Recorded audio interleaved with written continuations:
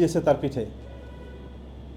Behind imagination কোনো মানুষ এভাবে করতে পারে, এটা সহ্য করার মতন না। তারা আমাদের ভিকটিম আমাদের হাতে আছে, আমরা উদ্ধার করে নিয়ে এসেছি। আপনারা তার সাথে কথা বলতে পারবেন, আমরা সুযোগ দেব আপনাদেরকে। তো এইভাবে টর্চার করতে থাকে অনলাইনে রেখে, এবং এই পর্যায়ে ধাপে ধাপে আরও 19 লক্ষ টাকা দেয়। পরিস্থিতি আরও চাপ দিতে থাকে, পরিস্থিতি আরও ভয়াবহ হয়। একটা পর্যায়ে ভিকটিমের পরিবার আমাদের কাছে আসে এবং আমাদের পরামর্শ নিয়েই সে এই মামলাটা রুজু করে।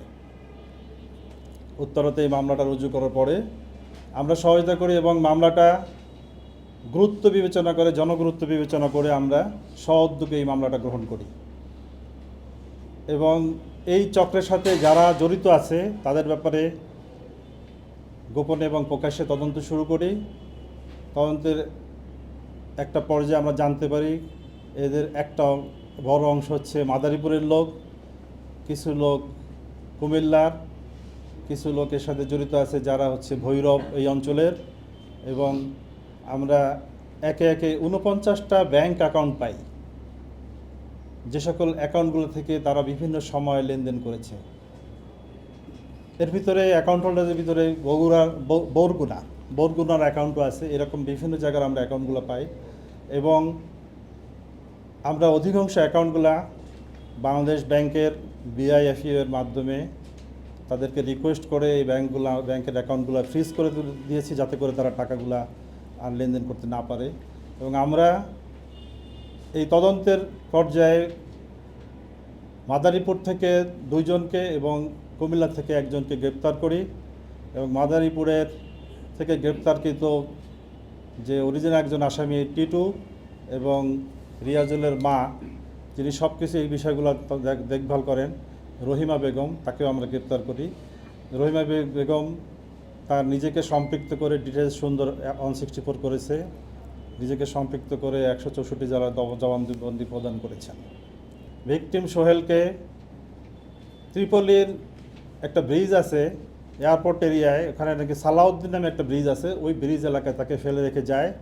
তারা শহরের বিভিন্ন জায়গায় চোখ বেঁধে তাকে ঘুরাইতে থাকে, যাতে তারা চিনতে না পারে কোন লোকেশন থেকে আসলো। চোখ বেঁধে গাড়িতে বিভিন্ন জায়গায় ঘুরাইতে থাকে। একটা পর্যায়ে তাকে ওই ব্রিজের কাছে রেখে যায় এবং সেখান থেকে আমরা বিভিন্ন জায়গায় যোগাযোগ করে বাংলাদেশিদের মাধ্যমে তাকে প্রথম রিসিভ করার ব্যবস্থা করি এবং পরক্ষণেই IOM এবং আমাদের UNODCর মাধ্যমে তাকে রিসিভ করার ব্যবস্থা করি। এবং একটা পর্যায়ে আমরা